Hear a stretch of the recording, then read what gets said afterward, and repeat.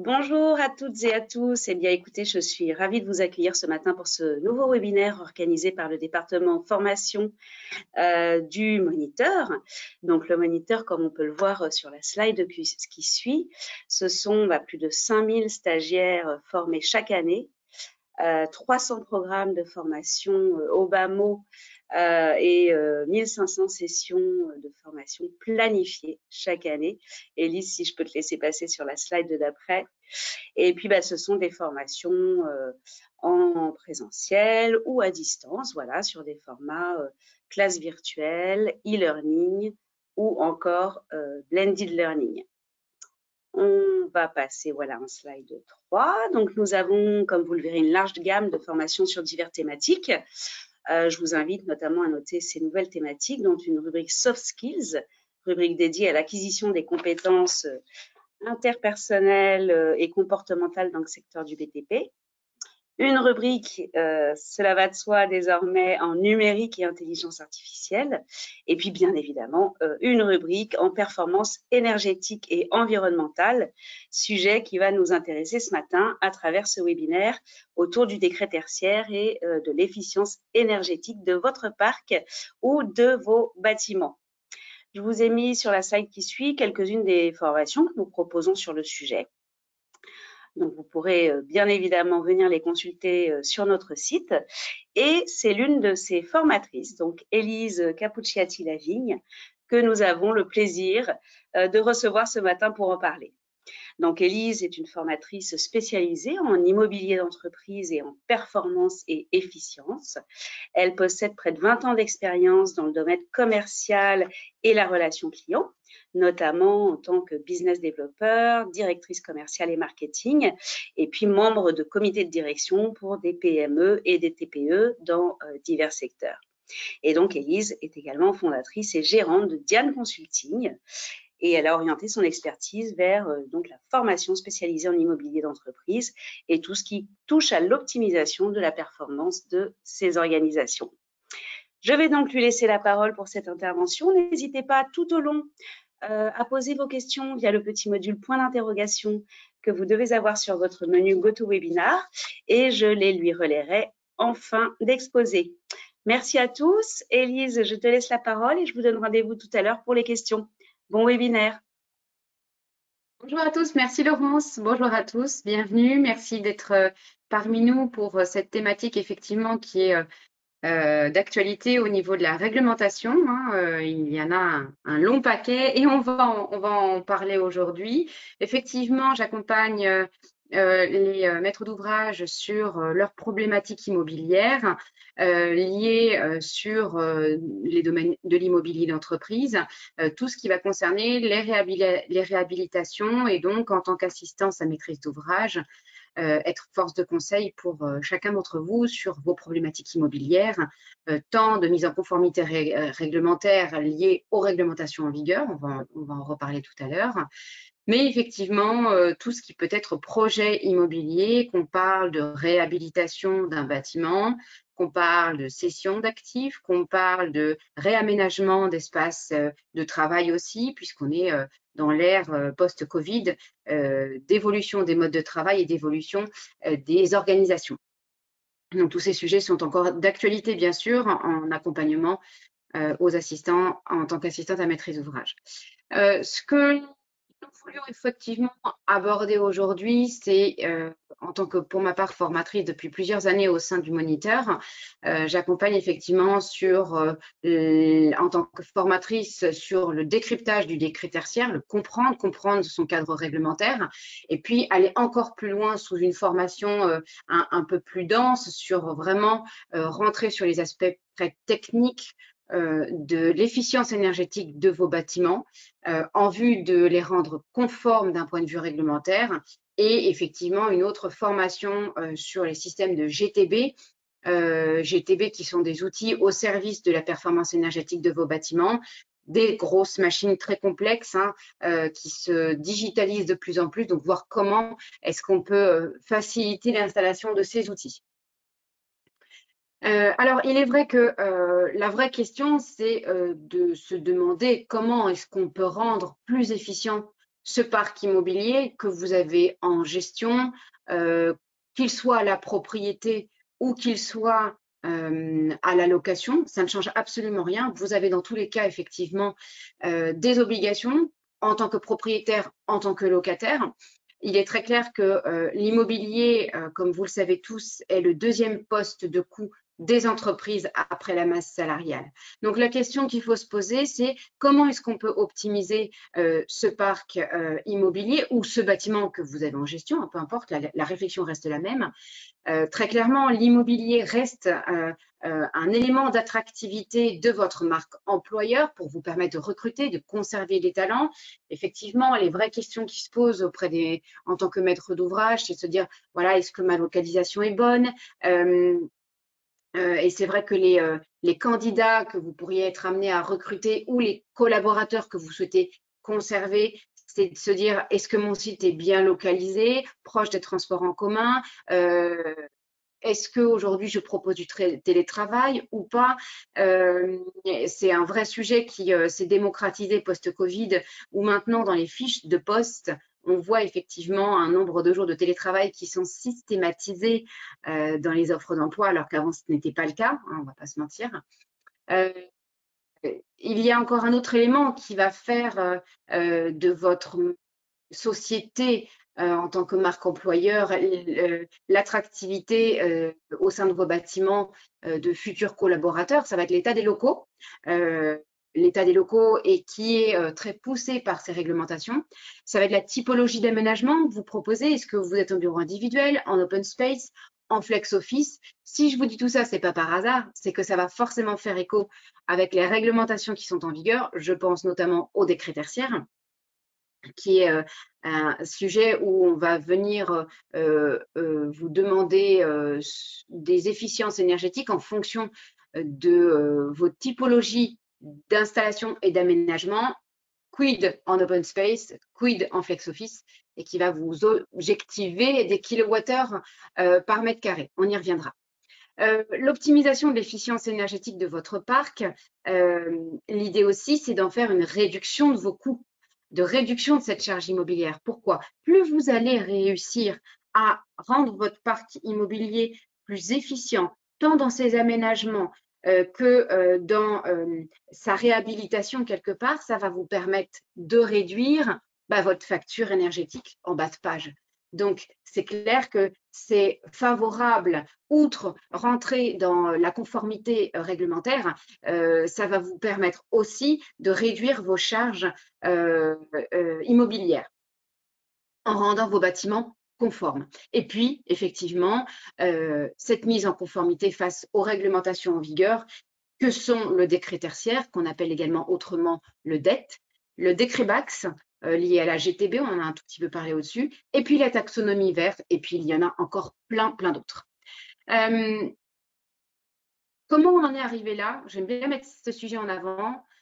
Il y a eu effectivement l'ère industrielle qui est venue, on le voit en haut à gauche, exploser ici nos consommations énergétiques, nos consommations naturelles. Et il y a effectivement la grosse crise du choc pétrolier de 1974 qui a fait prendre conscience de la nécessité de réglementer tous ces sujets. Les deux chocs pétroliers de 74 ont poussé et amené à créer ce qu'on appelle les premières réglementations thermiques, les fameuses RT. La dernière en vigueur était la RT 2012 et puis la toute dernière, c'est la RE 2020, ça doit vous en parler très certainement à certains d'entre vous. Et il est très clair que toute cette surconsommation de nos énergies primaires que nous avons dans nos sols, dans notre planète, eh bien, vient faire un impact qui est celui qu'on voit dans la courbe du dessous, qui est l'évolution des températures moyennes qui ne fait que croître. Et on le voit avec ces pics de chaleur, on le voit, et vous l'avez peut-être vu dernièrement encore, sur la fonte des glaces qui est exponentielle. Donc tout ça a engendré une prise de conscience de se dire il faut faire quelque chose de la part des gouvernements, de la part des différents pays, d'où la raison pour laquelle vous avez des accords de Paris qui ont été mis en place, on y reviendra également. Tout ça pour faire prendre conscience et pour permettre d'œuvrer à cette efficience énergétique et cette réduction de consommation énergétique en kilowattheure, mais aussi en réduction d'émissions de gaz à effet de serre.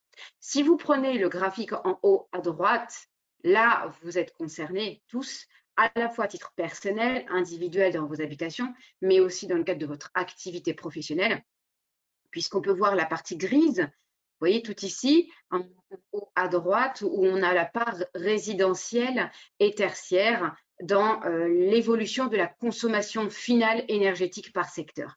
Et on se rend compte qu'effectivement, cette part grise, qui est la part résidentielle tertiaire, représente quasiment 45% des consommations énergétiques, donc ce qui est énorme. Et c'est effectivement là où on peut se rendre compte qu'il y a un gros travail à faire et des bons leviers à aller chercher. Les réglementations, c'est un vrai labyrinthe. Il y en a eu plein. Le premier sujet qui a été mis en avant, c'est le paquet énergie-climat en 2008, outre les réglementations thermiques dont je vous ai parlé tout à l'heure. C'est le paquet énergie-climat qui n'était pas une réglementation en soi, mais c'est cet élément-là, ce premier levier, qui a permis d'obliger et de forcer à réduire de 20% la part des énergies renouvelables, de réduire de 20% l'émission de CO2 et de rendre efficient l'aspect énergétique de plus de 20% sur l'ensemble des bâtiments qui pouvaient être identifiés d'un point de vue tertiaire. Et puis petit à petit, effectivement, il y a eu des réglementations qui ont vu le jour, la loi Grenelle 1 en 2009, puis des évolutions, la loi Grenelle 2 en 2012-2020, et puis la fameuse LTECV, la loi de transition énergétique, qui constitue et qui comprend à la fois deux réglementations, la stratégie nationale de bas carbone, où là, il y a des objectifs de réduction d'émissions de gaz à effet de serre, et puis ce qu'on appelle le plan pluriannuel de l'énergie,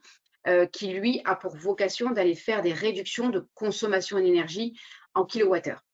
Et puis, il y a la loi Elan qui vient couvrir ce qu'on appelle les réductions de consommation énergétique en 2018. Et au sein de la loi Elan, il y a ce qu'on appelle l'article 175, qui est le fameux décret tertiaire.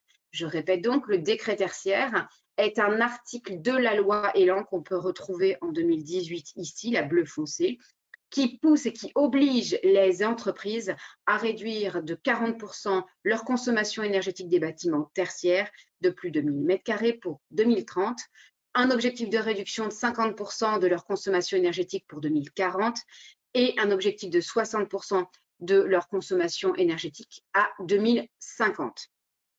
Donc, il est clair que c'est un challenge assez ambitieux, mais qui est obligatoire, hein, qui a été mis en œuvre déjà par beaucoup d'entreprises et qui est obligatoire depuis déjà 2022, pour lequel vous devez publier vos consommations énergétiques sur la fameuse plateforme Opérate. Alors, comme je vous le dis, c'est un vrai labyrinthe des réglementations. Il y a effectivement la loi, alors j'aime bien vous mettre ce petit graphique qui vous permet d'avoir une vision d'ensemble sur toutes les réglementations en vigueur. Il y a la loi climat et résilience, qui a été lancée un peu après 2022 avec des objectifs en 2030. Il y a la RE 2020 qui se concerne davantage les bâtiments en construction, la fameuse stratégie nationale de bas carbone dont je viens de vous parler, qui est partie intégrante et qui fait écho au décret tertiaire. Et d'ailleurs, on voit le décret tertiaire en orange ici, avec les obligations depuis 2020 jusqu'en 2050, donc elles sont très parallèles, hein, les deux. Et le décret BACS, effectivement, qui est un levier, alors outre le fait que ce soit une réglementation, ça reste un levier au service de la mise en œuvre du décret tertiaire, parce que c'est une des actions de performance énergétique du décret tertiaire qui est de dire améliorer l'exploitation de vos systèmes, et l'AGTB est un élément et un levier au service de l'amélioration de l'exploitation de vos systèmes, et de toute façon le décret BACS y oblige. Je voulais donc en profiter à travers cette session pour vous faire un zoom quand même sur ce fameux décret tertiaire. Le décret tertiaire, comme je vous l'ai expliqué, qu'est-ce que c'est de manière synthétique en quelques points. Vous devez, si vos surfaces ou locatives ou à la propriété dépassent les 1000 m², vous êtes ce qu'on dit assujetti. Ça veut dire que vous êtes concerné par le décret Bax et vous devez répondre à vos obligations en tant que locataire et propriétaire. Dans le cadre du décret tertiaire, on va vous demander donc une année de référence. Cette année de référence doit être comprise entre 2019, hors année Covid, bien entendu, avec des objectifs de réduction obligatoires. Si vos bâtiments ne sont pas efficients d'un point de vue énergétique, ce qu'on appelle les fameuses passoires thermiques, avec effectivement un objectif de réduction des consommations de 40% par rapport à votre année de référence. Pour 2030, réduction de 40%. Pour 2040, réduction de 50%.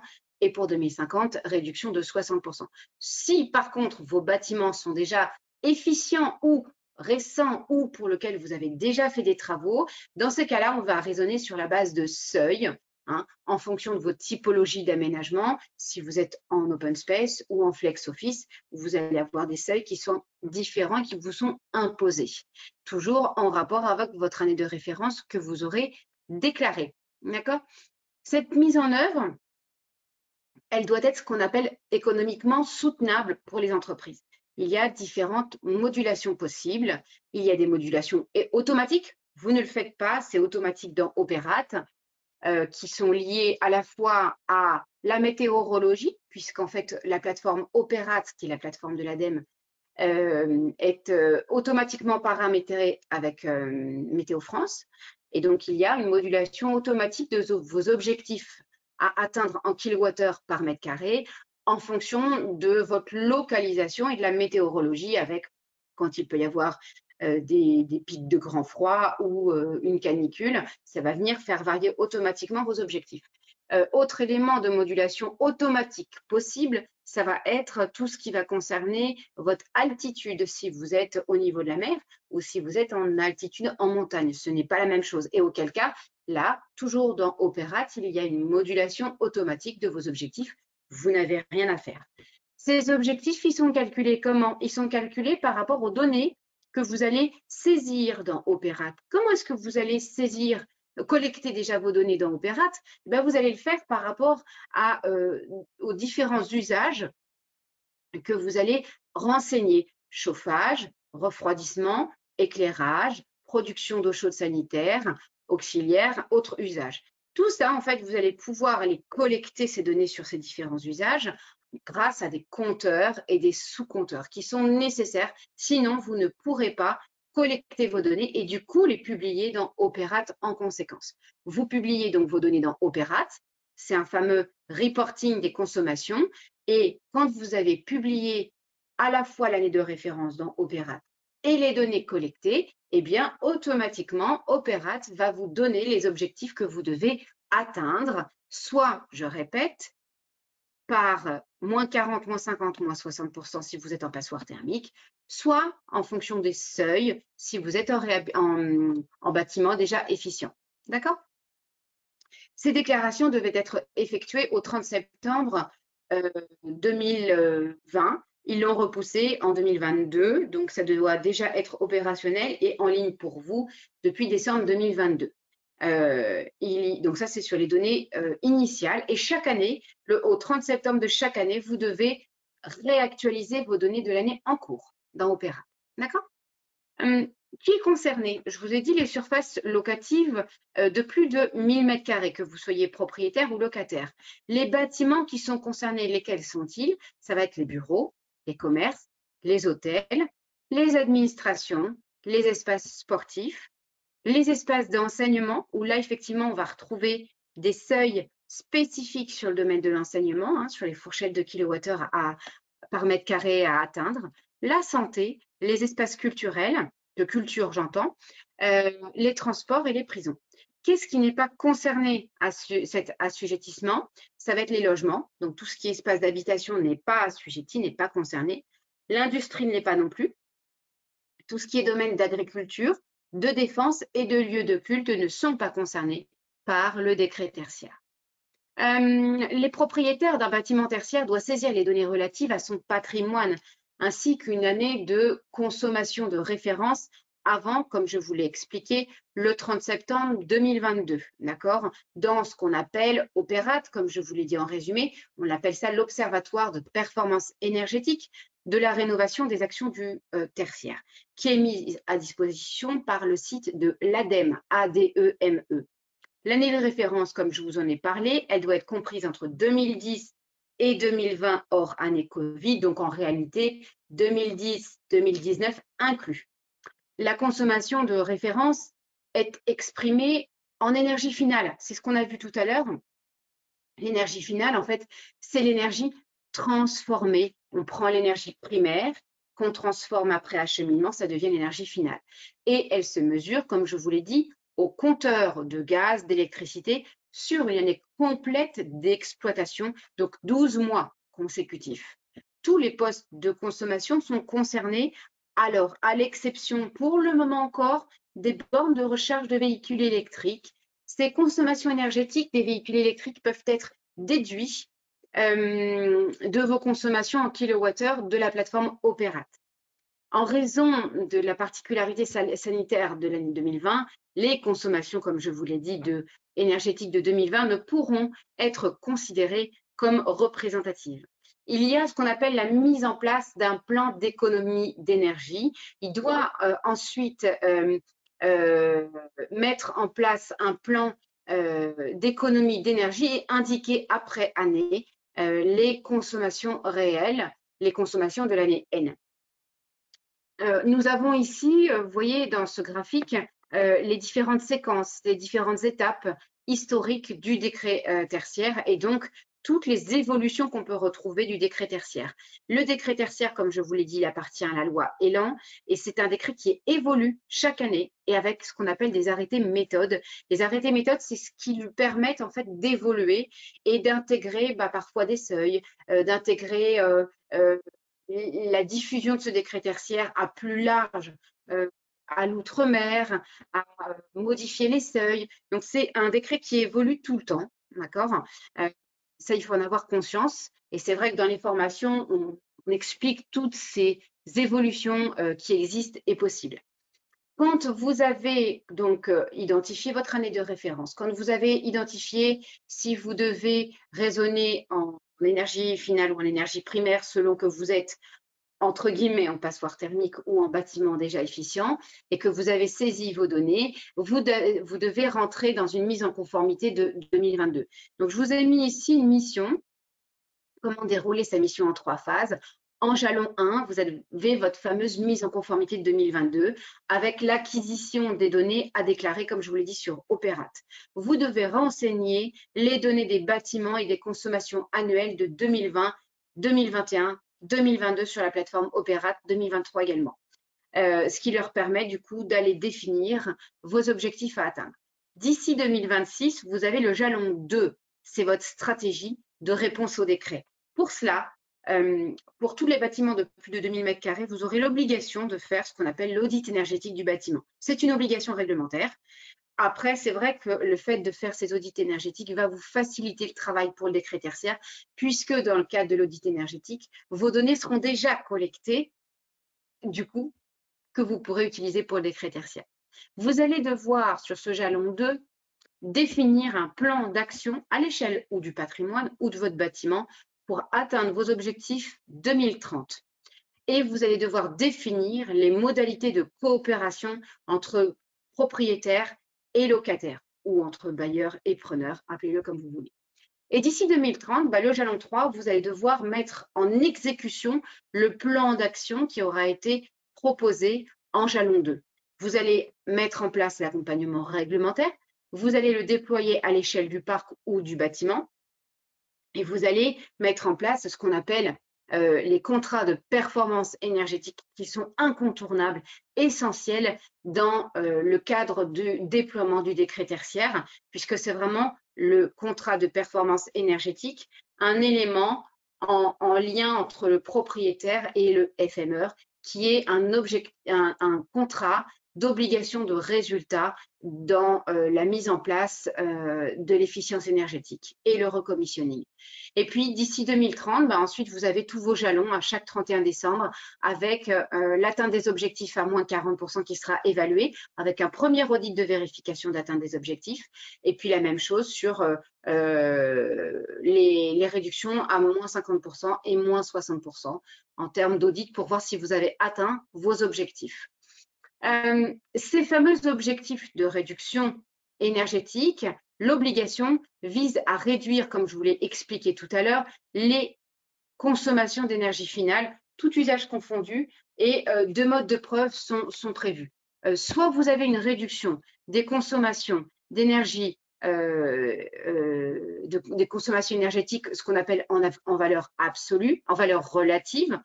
En valeur relative, on est sur donc les objectifs à 2030, 2040, 2050. C'est quand on est sur, comme je vous l'ai dit, des passoires thermiques. On raisonne avec la méthode CRELAT, C-R-E-L-A-T, avec ces fameux tranches de moins 40, moins 50, moins 60%. Si par contre, vous avez des bâtiments qui sont déjà avec des travaux menés, réalisés, ou qui sont plutôt récents, qui ont déjà une certaine efficience, on va parler de valeur absolue, on va raisonner en valeur absolue. C'est les fameux seuils dont je vous ai parlé tout à l'heure, des seuils à atteindre pour vous permettre de maintenir cette efficience énergétique. On raisonnera en méthode CABS, on appelle ça la méthode CABS. Il va falloir effectivement avoir une démarche par actif dans le cadre de la mise en application de votre décret tertiaire et de votre conformité. Comme je vous l'ai dit, vous allez collecter les données. Une fois que vos données seront collectées avec vos compteurs, sous-compteurs ou grâce à l'audit énergétique, vous allez ensuite les analyser, les traiter ces données, ce qui va vous permettre de définir et d'avoir une sorte de diagnostic. Attention, ne confondez pas audit énergétique et diagnostic énergétique. L'audit énergétique est une obligation, je répète, pour les bâtiments de plus de 2000 m². Le diagnostic énergétique est une résultante de la collecte des données et donc de leur analyse. Une fois que vous avez fait cette analyse et ce traitement des données, eh bien, vous allez établir un plan d'action énergétique avec des données très concrètes, des actions techniques concrètes sur le bâti, sur le clos, sur le couvert, sur le second œuvre, sur l'optimisation également des systèmes. Donc, un grand paquet d'actions, on va dire, d'actions énergétiques pour améliorer vos bâtiments et donc les rendre plus efficients. Et une fois que ce plan d'action sera mis en œuvre, eh bien, il faudra mesurer les résultats obtenus pour voir si vous avez bien atteint vos réductions énergétiques. Collecte des données, analyse et traitement avec le diagnostic et mise en place du plan d'action avec les résultats à analyser et mesurer. Et effectivement, comme je vous l'ai dit, ce recueil des données, il est essentiel. Vous allez devoir avoir et choisir votre année de référence, caler un objectif d'économie en kilowattheure selon que vous êtes en valeur absolue ou en valeur relative. Donc, je me répète, en passoire thermique ou en bâtiment efficient. Quand vous êtes locataire, très important, si vous êtes locataire et vous êtes à plus de 1000 m², 2000 m², vous devez réactiver l'annexe environnementale. L'annexe environnementale ou qu'on appelle également, autrement dit, le bail vert. Je répète, le bail vert est une obligation que vous devez intégrer dans vos baux quand vous êtes locataire et ça se signe entre le propriétaire et le locataire. C'est une annexe à votre bail normal et on appelle ça l'annexe environnementale, le bail vert, qui définit toutes les obligations passées entre le propriétaire et le locataire sur les actions à mettre en œuvre pour rendre le bâtiment green, efficient d'un point de vue énergétique. Tout autant que vous devez, propriétaire et FME, contractualiser les économies à réaliser grâce à un contrat de performance énergétique qui est un contrat d'obligation de résultat de la part du FME. Et là, vous y intégrez toutes les obligations et les objectifs à atteindre en efficience énergétique, en réduction d'émissions de gaz à effet de serre et également en réduction de consommateurs de kilowattheures par mètre carré. On privilégie les actions simples, donc c'est les actions techniques, et on trouve les solutions de financement. Très clairement, les 3 leviers qu'on peut mettre en avant en termes d'action de performance énergétique, donc mon fameux plan d'action à mettre en œuvre, on le fait sous 3 thématiques que vous retrouvez ici. D'abord, tout ce qui va concerner la rénovation avec la modernisation de vos infrastructures et de vos équipements. Ça va passer sur vos infrastructures par tout ce qui va être l'isolation de vos murs, par l'intérieur ou par l'extérieur, tout ce qui va concerner l'isolation de vos toits et de vos planchers, avec l'isolation de combles perdus, de sous-sol également, pour éviter la déperdition thermique. Tout ce qui va également concerner les fenêtres et les portes, avec l'isolation des portes, du triple vitrage, l'étanchéité à l'air avec le calfeutrage et les joints, les barrières à vapeur, mais également tout ce qui va concerner vos équipements. Effectivement, dans les rénovations, pour moderniser vos équipements, il va falloir que vous pensiez à travailler la CVC, avec tout ce qui va concerner les pompes à chaleur, la VMC, l'installation d'une VMC double flux pour récupérer la chaleur de l'air vicié et préchauffer l'air entrant. Ça va être l'éclairage, où vous pouvez penser à travailler sur le LED, sur les détecteurs de présence également, qui vont permettre de réduire également l'utilisation des luminaires. Ça va être l'installation de capteurs de mouvement pour éteindre automatiquement les zones inoccupées. Et puis, l'eau, les chauffe-eau, l'installation de chauffe-eau à haut rendement énergétique, comme par exemple des chauffe-eau solaires ou des chauffe-eau à pompe à chaleur. Et puis, toute la partie sanitaire, avec peut-être préférer des robinetteries avec mousseur, les toilettes à double chasse, les mitigeurs thermostatiques. Bref, il y a beaucoup, comme vous pouvez le comprendre et l'entendre, d'actions possibles sur la rénovation. Il y a la gestion qui est le deuxième pan de ces fameuses actions de performance énergétique qui vont vous permettre de prioriser vos actions pour réduire drastiquement vos consommations énergétiques et donc rentrer dans le respect de la réglementation du décret tertiaire. Cette gestion, ça va être de monitorer et d'optimiser l'exploitation de vos systèmes. Comment? Pilotage des équipements, gestion automatisée grâce aux capteurs pour réduire les consommations de chauffage, d'éclairage et de store. Ça va être l'extinction ou la mise en veille automatique en dehors des heures d'utilisation de vos équipements informatiques et de reprographie. Et puis, ça va être, on en a parlé un petit peu tout à l'heure, le paramétrage de la GTB, le mode réduit. Passer le chauffage et la climatisation en mode réduit pendant les nuits et les week-ends, si c'est possible et adapté selon vos organisations, bien sûr. Il y a un vrai sujet selon certaines régions, ça va être l'utilisation du free cooling. Free cooling, c'est l'exploitation du milieu naturel pour refroidir les espaces. Si on prend en région parisienne, par exemple, ça va être la fraîcheur de Paris, ce qu'on appelle la fraîcheur de Paris. Toujours dans le paramétrage, ce volet de paramétrage de GTB, ça va être l'extinction automatique. Les lumières s'éteignent en dehors des heures d'occupation avec des exceptions possibles. Et puis le contrôle des températures avec une vérification et un ajustement des consignes de température dans les locaux. Une petite parenthèse quand même, on peut toujours se protéger derrière cette fameuse réglementation de la loi de chauffe qui a été passée, qui permet de justifier aussi la régulation de ces consignes de température. Autre stratégie de gestion, ça peut être également par exemple les programmations horaires, la détection de luminosité, la détection des dysfonctionnements avec, j'ai beaucoup de personnes qui me font ce retour d'expérience, la surveillance des systèmes pour identifier et corriger rapidement les défaillances.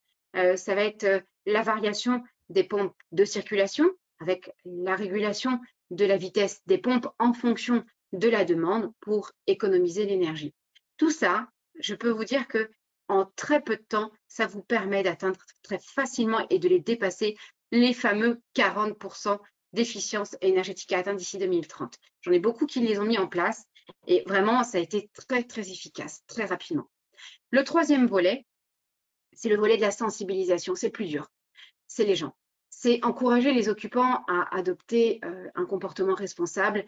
Ça représente plus de 8% de la part de consommation énergétique. C'est le plus dur levier à utiliser l'action de performance énergétique la plus complexe parce qu'on touche à l'humain. Alors, le but, c'est d'embarquer et d'accompagner le changement. Il y a plusieurs façons pour ça et ça dépend aussi de la culture de votre entreprise. Mais ça peut être des ateliers participatifs où il y a des sessions pour encourager les initiatives, faire appel à des ambassadeurs dans ces ateliers participatifs qui vont emmener, embarquer les plus récalcitrants peut-être aussi. Il y en a beaucoup qui mettent en place des campagnes de sensibilisation à travers des affichages, des newsletters, des réunions d'information pour rappeler les bons gestes. Et puis, il y en a qui aiment bien mettre en place ce qu'on appelle les challenges énergétiques, ce côté un peu jeu qui plaît de temps en temps à pas mal de collaborateurs en organisant des concours pour récompenser les équipes ou les individus qui réalisent les plus grandes économies d'énergie. C'est vrai qu'il y a des dirigeants qui sont même allés plus loin dans l'exercice en disant tous ceux qui ont réussi à participer, à œuvrer à cette efficience énergétique et où on a une réduction de nos consommations de factures en fin d'année, ils sont même allés jusqu'à distribuer une prime à l'ensemble des collaborateurs des factures qu'ils avaient, enfin de l'économie qu'ils avaient pu générer dans l'année. Donc c'est très très incitatif pour certains. Après c'est une question aussi de mindset de la direction bien entendu. Il y a plein de facteurs qui vont venir jouer là-dessus. Et puis, l'adaptation des espaces de travail et la pédagogie qui est d'expliquer comment fonctionnent aussi les installations pour une meilleure compréhension des bons usages. C'est comprendre aussi. Il y en a qui ont envie de comprendre et donc c'est de se mettre à la place d'eux. Donc, il n'y a pas une bonne méthode, il n'y a pas une bonne technique, il y en a plusieurs. Il faut l'adapter en fonction de votre culture d'entreprise. Donc, comme je vous l'ai dit, il va être important pour vous que vous pensiez pour faciliter la réduction de vos consommations énergétiques, de mettre en place, je répète, entre propriétaires et FME, les fameux contrats de performance énergétique, entre le propriétaire et le locataire, le fameux bail vert, ce que je vous ai évoqué de annexe environnementale au bail. Et puis, entre le contrat de FM et le locataire, ce fameux contrat FM privatif, où tout ça va permettre d'avoir une convention d'engagements environnementaux réciproques. Vous n'êtes pas tout seul, c'est un sacré imbroglio quelque part, toute cette réglementation, ces obligations, ça nécessite de l'investissement financier, donc il y a beaucoup d'aides pour ça. Je vous en liste quelques-unes. Beaucoup d'aides qui vous permettent d'aller financer une partie à la fois de vos études, de vos audits, mais également de vos travaux. Vous avez ce qu'on appelle les C2E. Je vous ai mis ici la liste des interventions concernées, qui est un lien d'accès, si ça vous intéresse, à l'ADEME, avec la totalité des fiches BATCH qui vont vous financer tout ou partie de vos travaux et de vos audits. Vous avez des travaux qui sont éligibles sur l'enveloppe, éligibles à CC2E. Sur l'enveloppe du bâtiment, il y a une partie des travaux d'isolation et de vitrage qui sont couverts et financés par les E2E, la partie thermique également, la partie équipement avec la pose des compteurs et des sondes de température qui font partie des fameuses actions dont je vous ai parlé tout à l'heure, qui sont essentielles et très efficientes d'un point de vue énergétique également. On a des conditions d'éligibilité qui sont très simples. Alors, outre la partie administrative, où il faut être patient, j'avoue, le dossier de demande de C2E est déposé auprès des obligés ou via des mandataires spécialisés. Les travaux doivent respecter les critères techniques qui sont définis par les fameuses fiches d'opération standardisées qui sont sur le site de l'ADEME et qui sont là. Je vous ai mis le lien volontairement de toute la liste des fiches concernées. Et les travaux doivent être réalisés par des professionnels certifiés, par contre. Souvent, ces professionnels, ils vous proposent carrément même d'intégrer les C2E et donc de faire autofinancer quelque part un peu vos travaux ou vos audits. Les audits énergétiques, je vous en ai parlé, ils sont également financés par l'ADEME. Il existe plusieurs dispositifs d'aide financière pour accompagner le financement d'investissements dans la performance énergétique. La foire à questions de l'ADEME est très, très dense, complète. Il y a énormément de données qui peuvent vous aider à aller récupérer ces différentes informations. On a également, donc je vous ai mis des exemples de fiches ici, BAT SE 104 et BAT TH 116, des exemples de fiches, mais vous avez tous les détails qui sont dans ce lien ici. Outre CC2E, vous avez également ce qu'on appelle, je vous en ai parlé, les contrats de performance énergétique, qui sont, eux, des contrats de résultats, qui est généralement porté par une Energy Service Company, ce qu'on appelle un ESCO, opérateur multitechnique ou société de facility management, qui est chargé à la fois de la maintenance et de l'exploitation des installations techniques et l'optimisation de ces exploitations.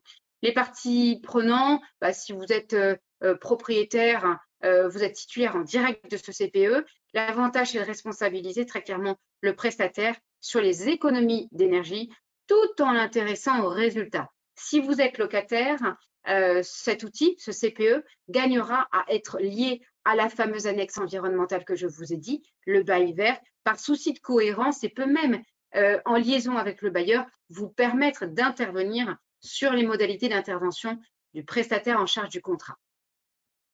Nous avons également ce qu'on appelle les tiers financements. Les tiers financements, c'est un plan de mesure qui vise à établir en fait un budget équilibré entre les actuelles factures énergétiques. C'est très clairement une prestation d'ingénierie technique et d'accompagnement à la réalisation des travaux à laquelle peut être intégrée une offre de financement. Ça consiste à faire financer les travaux par un tiers qui gère l'opération de la conception des travaux jusqu'à leur réalisation en intégrant les financements. Et puis, vous avez les fonds chaleur. Alors, les fonds chaleur, ça, c'est pas mal. C'est un dispositif de soutien financier qui vise à promouvoir la production de chaleur renouvelable et la récupération de ce qu'on appelle la chaleur fatale, l'énergie thermique habituellement perdue. Les types de projets éligibles, c'est les installations de chaufferie biomasse, par exemple. Il y en a plein d'autres, hein, les systèmes de géothermie, un peu tout ça. Donc, il y a un grand paquet d'aides sur ces sujets.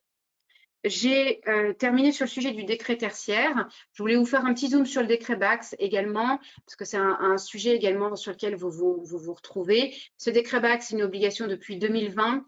Ça impose l'installation d'un système de GTB, donc ce qu'on appelle de gestion technique du bâtiment, dans les bâtiments tertiaires, dont les systèmes de chauffage, de climatisation et de ventilation dépassent 70 kWh.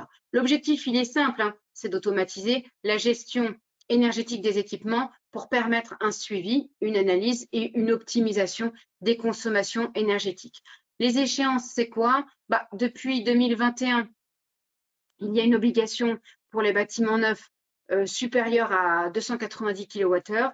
À partir de 2025, il y a une obligation pour les bâtiments de plus de 70 kWh. De 290 kWh, et janvier 2027, obligation étendue aux bâtiments de plus de 70 kWh. Ces systèmes contribuent à la réduction de consommation énergétique et à l'amélioration de la performance énergétique globale. Il y a des aides, comme je vous le disais, financières qui sont disponibles via les C2E pour accompagner la mise en conformité. Donc, ces textes réglementaires, ils visent très clairement à optimiser la performance énergétique des bâtiments en imposant l'installation de cette GTB. Alors, les bâtiments qui ne sont pas concernés, ce seront les bâtiments qui démontrent une non-rentabilité économique de la mise en place de ces systèmes qui peuvent être exemptés, mais sinon, tous les autres bâtiments sont concernés. Il est vrai que le fait quand même, il faut voir, l'avantage de la mise en place de cette GTB va permettre de proposer des bâtiments prééquipés conformes au décret BACS dès leur livraison. C'est quand même un argument fort pour séduire les investisseurs et les locataires, puis ça valorise de toute façon vos bâtiments avec une meilleure performance énergétique. L'autre sujet que je voulais, et le dernier sujet que je voulais aborder avec vous, c'est la fameuse taxonomie verte européenne. Encore un autre sujet qu'on a un peu abordé tout à l'heure. Je refais un zoom dessus. La taxonomie verte est un outil de classification réglementaire qui est mis en place par l'Union européenne pour identifier les activités économiques considérées comme durables sur le plan environnemental. Alors, elle vise à diriger les investissements vers des activités compatibles avec les objectifs climatiques de l'Union européenne, notamment la fameuse neutralité carbone d'ici 2050. Cette taxonomie est entrée en vigueur en juillet 2020. Elle a été complétée par des actes délégués comme le climat, la biodiversité, l'eau, la pollution et l'économie circulaire. Les objectifs environnementaux de la taxonomie sont basés sur 6 piliers qu'on peut retrouver là. Pour qu'une activité soit considérée comme dite durable, elle doit d'abord contribuer substantiellement à au moins un des objectifs qu'on retrouve ici, c'est-à-dire l'atténuation du changement climatique, l'adaptation au changement climatique, l'utilisation durable de l'eau et des ressources marines, la transition vers une économie circulaire de plus en plus demandée d'ailleurs par les entreprises, notamment du CAC 40 dans leurs consultations, et la prévention et le contrôle de la pollution avec la protection de la biodiversité et des écosystèmes. Voilà. Pour qu'une activité soit également considérée comme durable, elle doit ne pas nuire de manière significative aux autres objectifs et elle doit respecter des garanties sociales minimales autour du droit humain, du travail décent. Les entreprises qui sont concernées par la taxonomie verte, lesquelles sont-elles? Alors, c'est à partir de 2022, toutes les grandes entreprises qui sont soumises à la fameuse directive NFRD, Non-Financial Reporting Directive, qui peuvent publier le pourcentage de chiffre d'affaires avec les CAPEX, les OPEX alignés avec la taxonomie. À partir de 2024, il y a une extension à davantage d'entreprises via la fameuse directive CSRD, Corporate Sustainability Reporting Directive. Il y a un impact quand même qui n'est pas des moindres pour les acteurs économiques, notamment pour les investisseurs, une vraie transparence accrue sur la durabilité des portefeuilles. Pour les entreprises, c'est une nécessité d'analyser leur activité selon des critères techniques définis par l'Union européenne. Donc, c'est assez contraignant. Et enfin, pour toutes les banques et les assureurs, cela intègre la taxonomie dans leur reporting extra-financier. En résumé, de ce qu'on peut dire, c'est que la taxonomie verte est un référentiel central de la stratégie climat européenne visant à ce qu'on dit verdir la finance en définissant ce qui est réellement écologiquement soutenable. Nous avons fait le tour des différentes réglementations. Nous avons fait une synthèse, une vue globale de toutes ces réglementations avec ces 3 zooms spécifiques sur le décret tertiaire, le décret BACS, la taxonomie verte pour aujourd'hui. Il y en a encore plein d'autres. Ça, c'est des sujets qu'on peut aborder et creuser davantage en formation. Exactement. Merci beaucoup, Élise, pour cette synthèse, malgré tout, très complète en un temps donné. Et effectivement, je vous invite à venir suivre la formation animée par Élise. Les prochaines sessions auront lieu en septembre. Donc, surtout, n'hésitez pas à vous inscrire et vous pourrez poser toutes vos questions, faire des cas pratiques en compagnie d'Élise sur les différents sujets qui vous impactent. Nous allons malgré tout, dans les 5 minutes qui restent, nous essayer quand même de répondre à certaines questions. Alors, vous avez rapidement évoqué lors d'une slide, en fait, les sanctions qui vont être mises en œuvre à partir du moment où les entreprises ne répondraient pas aux critères d'ores et déjà affichés. Ces sanctions, aujourd'hui, est-ce qu'on sait déjà en quoi elles consistent? Tout à fait, c'est une très bonne question. Elles sont de 2 volets. Le premier volet, c'est des sanctions plus d'ordre image, puisque si vous n'avez pas collecté et saisi vos données dans Opérate, vous êtes intégré sur ce qu'on appelle une liste qui s'appelle le Name and Shame. C'est un site étatique qui met en avant le nom des entreprises qui n'ont pas respecté la réglementation en vigueur et liée aux obligations du décret tertiaire. J'entends la publication des données d'Opérate, la mise en place du plan d'action, le suivi des données. Et si tous ces éléments ne sont pas mis en œuvre, vous êtes effectivement mis en demeure par le préfet qui vous laisse 3 mois ou 6 mois selon les différents sujets pour vous permettre de rectifier le tir avant la mise en ligne, on va dire, de cette publication sur ce site étatique du Name and Shame. Ça, c'est la première sanction. La deuxième sanction, c'est des amendes de l'ordre de 7 500 € par personne morale ou personne physique. Pareil, hein, avec des étapes de mise en demeure préalable par le préfet qui vous laisse, selon les sujets, 3 ou 6 mois pour rectifier et corriger le tir. Alors, par rapport, effectivement, vous le disiez, à la mise en conformité qui, si elle n'est pas respectée à la date d'échéance, va générer les sanctions que vous venez d'évoquer. On a eu certaines personnes qui, en fonction de leur secteur d'activité, nous ont posé des questions sur qui concernait en fait ce décret tertiaire. On a une personne qui est dans le low-tech, a priori, donc basse technologie en bon français, qui désigne donc la conception et l'usage d'une technologie à faible impact environnemental. Donc, est-ce que le décret tertiaire exclut ou pas ce low-tech? Une autre question sur quelqu'un qui est dans une crèche, alors un gros bâtiment, un bâtiment crèche de plus de 1000 mètres carrés, est-il soumis au décret tertiaire? Et puis un dernier exemple, lorsqu'il y a plusieurs bâtiments sur un même terrain, la surface totale étant supérieure à 1000 mètres carrés, là aussi, est-ce que le décret tertiaire s'applique? Alors, je vais les reprendre un à un. Le low-tech, j'ai envie de poser la question en retour. Est-ce que vous êtes sur une superficie de plus de 1000 mètres carrés? Si oui, vous êtes assujetti. D'accord. Que vous soyez locataire ou propriétaire, si votre superficie, quel que soit le secteur d'activité hein, de votre structure, outre les exclusions que je vous ai montrées tout à l'heure sur les bâtiments non concernés, mais que vous soyez dans la tech, que vous soyez dans la santé, que vous soyez dans, je ne sais pas moi, la distribution alimentaire, vous êtes concerné à partir du moment où vous êtes sur plus de 1000 mètres carrés de surface d'utilisation. Donc oui, j'ai envie de dire. La deuxième question, c'était la crèche. Oui, les crèches C'était la crèche, pareil, plus de 1000 mètres carrés. Pareil, plus de 1000 mètres carrés. Alors c'est pareil, à un moment, je vous ai évoqué, je ne sais pas si vous vous souvenez, du seuil avec des fourchettes en fonction de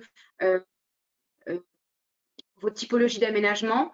Et effectivement, il y a des seuils qui sont très bien clairement définis dans la réglementation, avec une fourchette très précise, selon que vous êtes dans des bureaux ou selon que vous êtes dans des établissements d'enseignement scolaire primaire, lycée et crèche également. Donc, vous êtes concerné en crèche. Et troisième question, les bâtiments, plusieurs bâtiments sur un seul terrain, sur un même terrain, oui. Mais toujours une surface totale supérieure à 1000 mètres carrés. Vous êtes concerné. En fait, ce qui est pris en compte notamment, c'est le point d'accès énergétique de votre fournisseur d'accès d'énergie, le point d'accès d'énergie qui va venir intégrer, être l'élément de comptabilisation en fait le dénominateur commun, ouais. Consommation d'énergie. Exactement. D'accord. Donc les trois, malheureusement, oui, vous êtes concernés. Bon.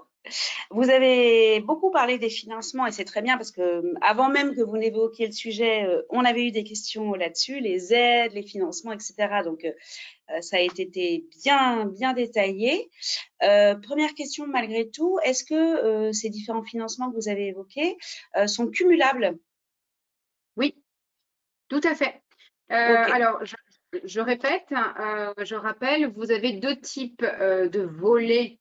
Vous avez les volets liés aux études et vous avez les volets liés aux mises en œuvre. Je précise, les études, vous pouvez avoir des financements en C2E, en fonds chaleur.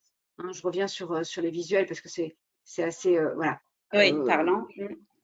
Oui, tout à fait. En C2E, en fonds chaleur, bon, je les ai perdus, c'est pas grave. Vous avez des aides en C2E, en fonds chaleur, qui sont cumulables, effectivement. Voilà, les voilà. Et en tiers financement, sur la part d'études. Donc, tout ce qui va concerner vos audits énergétiques, les études de faisabilité, éventuellement si vous faites appel à des AMO, tout ça, c'est le volet études et pour lequel vous avez ce typologie de financement, C2E, tiers financement, fonds chaleur.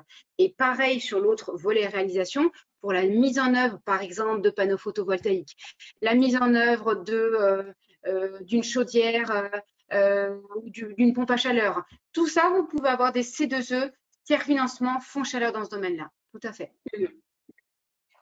Parfait. Puis alors, pour terminer, est-ce que vous pensez, alors là c'est de la prospective, hein, donc on n'aura peut-être pas une réponse très claire et finale, mais aujourd'hui, on avait l'exemple de quelqu'un qui était avec nous, qui a un site de 30 000 mètres carrés et qui, lui, nécessite, par rapport à l'ensemble des obligations qu'il doit mettre en œuvre, un investissement de 15 millions de travaux pour répondre au décret. Là-dessus, au-delà des aides, etc., est-ce que vous pensez qu'il y a des possibilités de... Oui. Alors, il y a effectivement un sujet que je n'ai pas abordé. J'ai évoqué tout à l'heure ce qu'on appelle la fameuse modulation automatique des objectifs liés à la météorologie et à vos différents usages et aménagements. Mais il y a un troisième élément qu'on peut moduler, et non pas automatiquement, mais par dépôt de dossiers techniques. Quand vous avez un bâtiment qui est aux ABF, par exemple, où là, vous allez pouvoir démontrer par dépôt de dossiers techniques au préfet, à preuve à l'appui, hein, avec des experts, bien entendu, et des études menées, où vous pouvez démontrer effectivement que vous allez avoir nécessité de modulation des objectifs. Donc, de demander d'étaler un petit peu plus, je caricature, mais d'étaler un petit peu plus dans le temps et dans les objectifs à atteindre, vos kilowattheures à atteindre. Donc, quand on est assujetti aux ABF, quand on est sur un bâtiment à grand danger, avec un grand risque technique particulier, et également quand vous avez des investissements très importants, donc c'est la personne que vous citez, avec des investissements trop lourds sur l'optimisation des systèmes, sur la réhabilitation en financement, quand elle dépasse un certain délai de 30 ans, par exemple, de coût d'investissement ou de retour sur investissement. Donc, en gros, quand le ROI est très, très long, là, on peut faire une demande de modulation des objectifs par dossier technique. Super. Bah, écoutez, Elie, je vous remercie encore infiniment de vous être prêtée à cet exercice et d'avoir répondu à ces questions. Encore une fois, n'hésitez pas à venir écouter Élise durant les formations qu'elle anime pour en savoir plus. Je vous souhaite à tous un très bon appétit et je vous donne rendez-vous prochainement pour un nouveau webinaire organisé par le département formation du Moniteur. À très bientôt. Merci Élise, bonne journée. Merci Laurence, merci le moniteur. Au revoir. Au revoir.